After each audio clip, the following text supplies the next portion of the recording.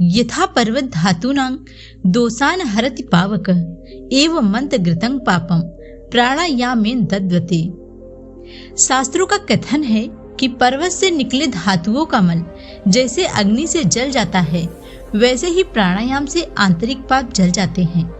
प्राणायाम करने वाला आग की तरह चमक उठता है। यही बात शब्द भेद से अग्नि स्मृति में कही गई है। भगवान ने कहा है कि प्राणायाम सिद्ध होने पर हजारों वर्षों की लंबी आयु प्राप्त होती है।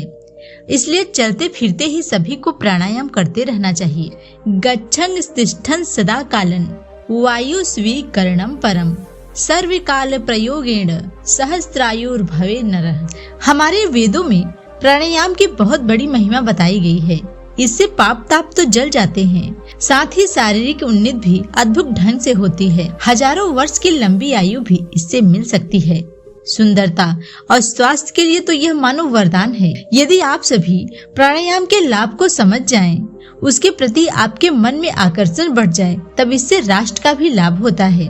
जब हम सभी सांस लेते हैं, तब इसमें मिले हुए ऑक्सीजन से फेफड़ों में पहुंचा हुआ अशुद्ध काला रक्त शुद्ध होकर लाल बन जाता है। इस शुद्ध रक्त का हृदय पंपिंग क्रिया द्वारा शरीर में संचार कर दिया जाता है। यह रक्त शरीर के सब घटकों को खुराक बांटता बांटता स्वयं काला पड़ जाता है। तब हृदय इस उपकारी तत्वों को फिर से शुद्ध होने के लिए फेफड़ों में भेज देता है। वहां सांस में मिले हुए प्राणवायु यानी ऑक्सीजन के द्वारा यह फिर सशक्त हो जाता है और फिर सारे घटकों को खुराक बांटकर शरीर की जीवनी शक्ति को बनाए रखता है। यही कारण है कि सांस के बिना 5 मिनट भी जीना कठिन हो जाता है। किंतु रक्त की शोधन क्रिया में एक बाधा पड़ती रहती है। साधारण सांस फेफड़ों की सूक्ष्म कणिकाओं तक पहुंच नहीं पाता। इसकी यह अनिवार्य आवश्यकता दे भगवान प्रत्येक सत्कर्म के प्रारंभ में इसका यानी प्राणायाम का सन्निवेश कर दिया। कभी कभी तो 16 प्राणायामों का भी विधान किया गया है। द्वौ प्रातस्तु मध्याह्ने त्रिभिः संध्या सुरार्चने भोजनादौ भोजनान्ते प्राणायामास्तु षोडशः। प्राणायाम सभी प्राणियों के लिए अत्यंत ही आवश्यक है। इसलिए भगवान ने प्राणायाम की दूसरी व्यवस्था प्रकृति के द्वारा कराई है। हम जो खर्राटे भरते हैं वह वस्तुतः प्रकृति के द्वारा हमसे कराया गया प्राणायाम ही है। इस प्राणायाम का नाम भस्त्रिका प्राणायाम है। भस्त्रिका का अर्थ है भाथी। भाथी इस गहराई से वायु को खींचती है जिससे उसके प्रत्येक अंग तक वायु पहुंच जाती है और वह पूरी तरह फूलती है तथा वह इस भांति वायु फेंकती है कि उसका प्रत्येक अवयव भली भांति सिकुड़ जाता है। इसी प्रकार भस्त्रिका प्राणायाम में वायु को इस तरह खींचा जाता है कि फेफड़ों के प्रत्येक कणिका तक वह पहुंच जाए और छोड़ते समय प्रत्येक कणिका से वह निकल जाए। इस प्राणायाम में कुंभक नहीं होता और न मंत्र की आवश्यकता पड़ती है। इसे केवल ध्यान के द्वारा ही करना चाहिए। अगर्भो ध्यान मात्रं तु सचामंत्र प्रकृति।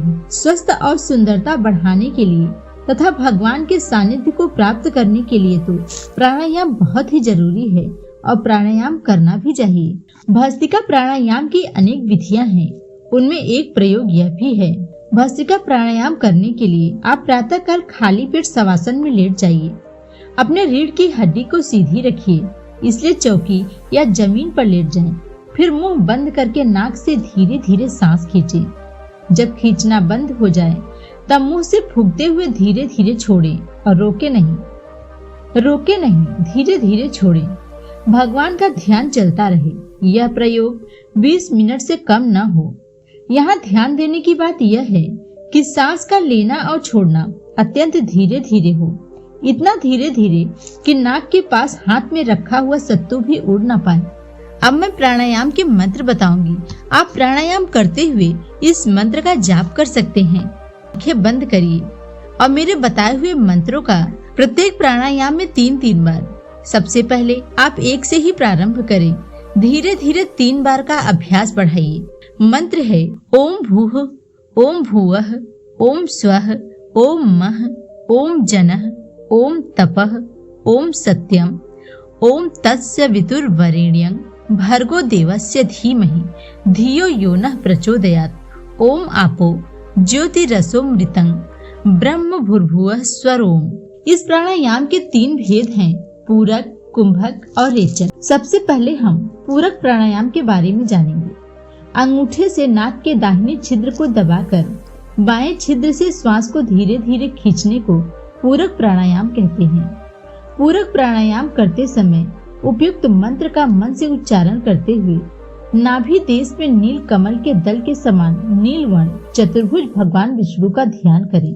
जब सांस खींचना रुक जाए तब अनामिका और कनिष्ठिका अंगुली से नाक के बाएं छिद्र को दबा दें। मंत्र चलता रहे। यह कुंभक प्राणायाम हुआ। अंगूठे को हटाकर दाहिने छिद्र से श्वास को धीरे धीरे छोड़ने को रेचक प्राणायाम कहते हैं। इस समय ललाट में श्वेत वर्ण शंकर का ध्यान करना चाहिए। मन में मंत्र जपता रहे। अब भस्त्रिका प्राणायाम का अभ्यास कर सकते हैं।